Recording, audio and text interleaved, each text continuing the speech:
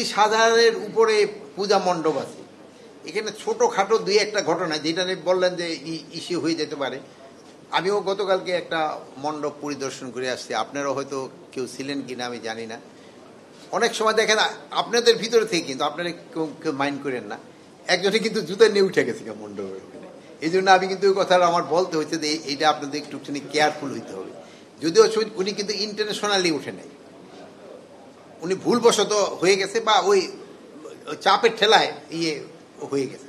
এরকম ছোটোখাটো দিয়ে একটা ঘটনা ঘটে যায়, এগুলো কিন্তু মেজর ঘটনা না।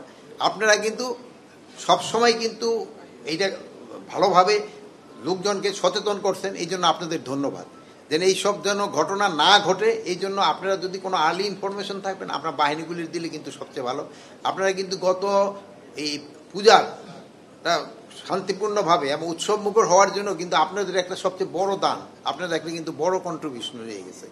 আমি আশা করব এবার আপনারা এটা করে যাবেন।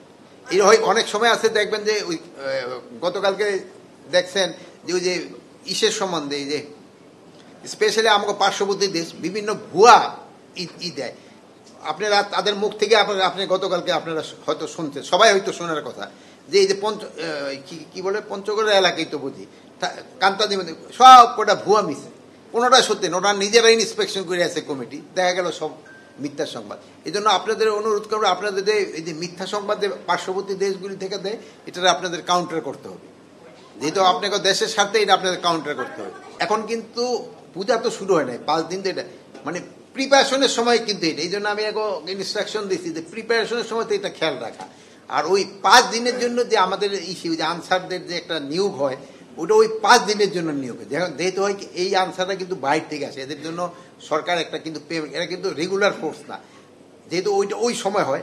আর এই সময় আমরা বলছি তাদের একটা ভিজিট, আর ওই সময় তো তাদের মানে সবসময় একটা কনস্ট্যান্ট লোক থাকবে। এবং কিন্তু আপনারা একটা জিনিস জানেন, আমরা কিন্তু পূজা কমিটিতে এটা বলছি, তারা সবসময় 7 জন লোক রাখার কথা হবে না, তারা কিন্তু সবাই রাজি হয়ে গেছে। এটা কিন্তু তাদেরও একটা ল্যাপস, যেহেতু তাদের যদি লোক ওখানে না থাকে যে কোনো একটা ঘটনা ঘটে যেতে পারে। এই জন্য তাদেরও কিন্তু লোক এখন থেকে রাখার কথা, তারা কেন রাখে না আমরা দেখব। আর আমাদের আনসার তো এখন হবে না, ওটা তো পরে যাবে। But police, RAB, BGB specially border এলাকায় তারাও ভিজিলেন্স থাকার জন্য বলা হয়েছে।